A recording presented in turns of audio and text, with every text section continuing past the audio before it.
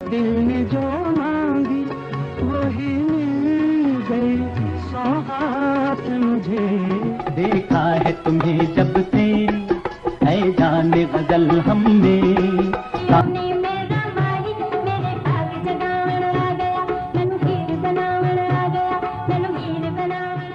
بھارتی اداکار راجیش کھنہ اور دھرمیندر نے بتایا تھا کہ گانے کی فلم بندی تو عید مراد کرتے ہیں، ان کا انڈو پاک میں ثانی نہیں، وہ بڑے فنکار ہے۔ نئے موڑ پہ لے آئے حالات مجھے، اکیلے نہ جانا۔ میڈم نور جہاں نے ہمیں بتایا تھا کہ وہ عید مراد بڑا فنکار ہے، ایسے فنکار بڑے ہوتے ہیں، اب وحید پیدا نہیں ہوگا۔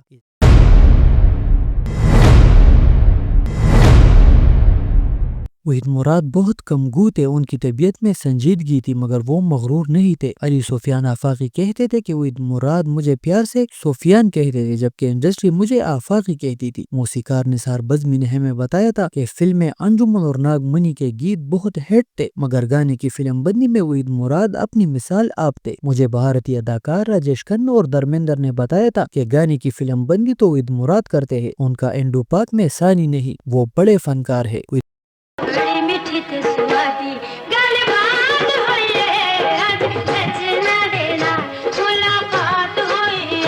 دیکھو جی آپ کر کے بیٹھے غریباں گلیوں گلیوں بھاگ اڑائیں تو مانو گے، زندگی اپنی تھی اب تک اڑتے بادل کی طرح۔ مراد کی ذاتی پنجابی فلم مستانہ ماہی جس کا گیت سیونی میرا ماہی، اس گیت کو ملکہ ترنم نور جہاں نے گایا تھا۔ اس گیت کے حوالے سے میڈم نور جہاں نے ہمیں بتایا تھا کہ وحید مراد بڑا فنکار ہے، ایسے فنکار بڑے ہوتے ہیں، اب وحید پیدا نہیں ہوگا۔ اس گیت پر تو عالیہ نے خوبصورت پرفارمنس دی تھی۔ عالیہ نے لاہور میں ایک انٹرویو میں ہمیں بتایا کہ اس گیت کی پرفارمنس نے بحیثیت اداکارہ کے میری قسمت ہی بدل دی تھی۔ کوئی نہیں لبنی سونی میں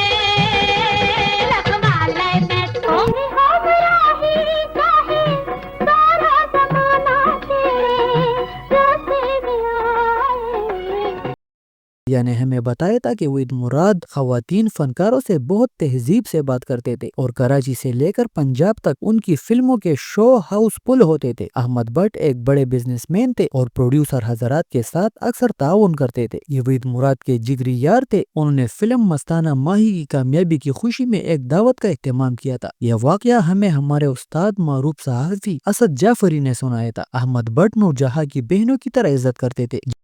چاہے ہاتھ جوڑیے چاہے مکھ موڑیے، ٹھمکے پہ ٹھمکا بادشاہ روت ہو، اس میں جہان ہو۔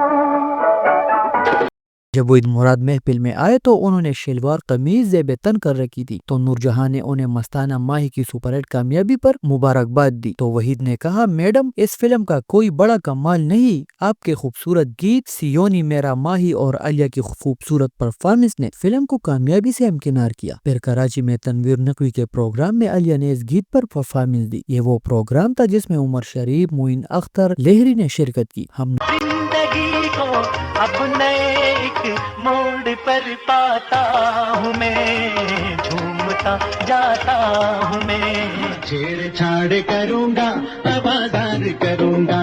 نوجوان نسل کو بتاتے ہیں کہ پاکستان کی پہلی پلیٹینیم جوبلی فلم ارمان تھی جس کے ہیرو وحید مراد تھے۔ ہدایت کار ایم اے رشید کو لوگ انڈسٹری میں ڈیڈی کہتے تھے۔ یہ قابلیت کے حوالے سے ایم اے تھے۔ ان کی پہلی فلم پاٹے خان تھی۔ ہمارا ان سے محبت کا رشتہ تھا۔ ایم اے رشید نے بتایا کہ جب میں نے تم سلامت رہو فلم بنانے کا سوچا تو وحید مراد اور محمد علی کو کافی عرصے کے بعد ایک پلیٹ فارم پر کھڑا کیا اور میں علی سفیان آفاقی کا شکر گزار تھا کہ ان کی کوششوں سے محمد علی وحید مراد یہ تھی کہ آسیہ علی اور ممتاز وحید مراد کے ساتھ تھی جبکہ میری ذاتی رائے زیبا کو کاسٹ کرنے کی تھی۔ علی بھائی نے کہا آپ زیبا کے بجائے آسیہ کو کاسٹ کر لے، یہ علی بھائی کا بڑا پن تھا۔ ایم اے رشید کہتے تھے وحید مراد تو تراشا ہوا ہیرا تھے۔ ہدایت کار گوہر علی نے ماضی میں فلم مانگ میری بردو بحیثیت ہدایت کار کے بنائی تھی جس کے مرکزی کردار علی وحید نے کیے تھے۔ ہدایت کار گوہر علی نے ہمیں وحید مراد کے بارے میں بتایا کہ وہ نیک دل اور رحم دل انسان تھے۔ یہ 1970 کی بات ہے، میرے ایک رشتہ دار کا بچہ شدید بیمار ہوا، اسے اسپتال میں ایڈمٹ کیا گیا۔ اسپتال کا بل 800 روپے آیا۔ میں نے ویدو سے تذکرہ کیا، انہوں نے کہا خیریت تو ہے، کیا ضرورت پڑ گئی 800 روپے کی؟ پھر انہوں نے 800 روپے دیے اور کہا کہ اس بچے کا بل ادا کرے۔ گوہر علی نے بتایا کہ وحید مراد پان کھاتے تھے اور اکثر پان مجھ سے منگواتے تھے۔ روحی بانو نے وحید مراد کے بارے میں بتایا تھا کہ ایسا نفیس انسان میں نے نہیں دیکھا، جب بھی سیٹ پر آتے تو کہتے ٹی وی کی ہیروئن کیسی ہو۔ وہ فلم انڈسٹری کا چاند تھے جو بہت جلد غروب ہوئے۔ وحید مراد ایک کار کے حادثے میں زخمی ہوئے تھے، چونکہ شو بزنس میں منافقت کمال کی حد تک بڑھی ہوئی ہے اور انڈسٹری کے لوگوں نے ان سے آنکھیں پھیر لی، وہ یہ صدمہ برداشت نہ کر سکے۔ ہمارے ایک عزیز ڈی کے اختر جو فلموں کے کامیاب ترین فوٹوگرافر تھے، ان سے میں نے کہا انکل مجھے وحید مراد سے ملوا دے۔ وہ زمانہ ایسٹرن اور ماڈرن اسٹوڈیو کا تھا، کسی حد تک فلمیں یہاں بنتی تھی جن میں پشتو، سندھی اور اردو فلمیں شامل تھی۔ وہ ہمیں وحید مراد کے پاس لے گئے، وہ ایک صوفے پر بیٹھے تھے، پرکشش چہرہ، ماتھے پر خوبصورت بال، ہمیں دیکھ کر مسکرائے۔ یہ مسکراہٹ مجھے آج بھی یاد ہے۔ ڈی کے اختر نے بتایا یہ برخوردار آپ سے ملنے آئے ہیں، بڑی محبت سے ہمارا ہاتھ اپنی گود میں رکھا، پھر پوچھا پڑھتے ہو؟ جی میں فرسٹ ایئر کا طالب علم ہوں۔ کیا مستقبل میں فلموں میں کام کرنا چاہتے ہو؟ میں نے کہا جی نہیں، آپ سے ملنے کا شوق تھا۔ بہت خوش ہوئے اور کہا برخوردار، پہلے تعلیم پر توجہ دینا، اگر تعلیم یافتہ ہوئے تو زندگی میں کامیاب رہو گے۔ خود وحید مراد انگلش میں MA تھے۔ اپنی عمر کے آخری ایام اداکارہ انیتا ایوب کے والد کرنل ایوب کے گھر پر گزارے۔ ان کی سپر ہٹ فلمیں تو بے شمار ہیں، مگر چند فلموں کا تذکرہ ضرور کروں گا۔ دل میرا دھڑکن تیری، دولت اور دنیا، سالگرہ، شمع، بہارو پھول برساؤ، انجمن وغیرہ قابل ذکر ہے۔ ان کی بیوی سلمہ مراد ایک معروف صنعت کار کی بیٹی تھی جن کا حال ہی میں انتقال ہوا ہے۔ انہوں نے بھی وحید کے بارے میں بہت کچھ بتایا تھا، بہت نیک سیرت اور تہذیب دار خاتون تھی۔ رب وحید مراد اور ان کی اہلیہ کی مغفرت کرے، آمین۔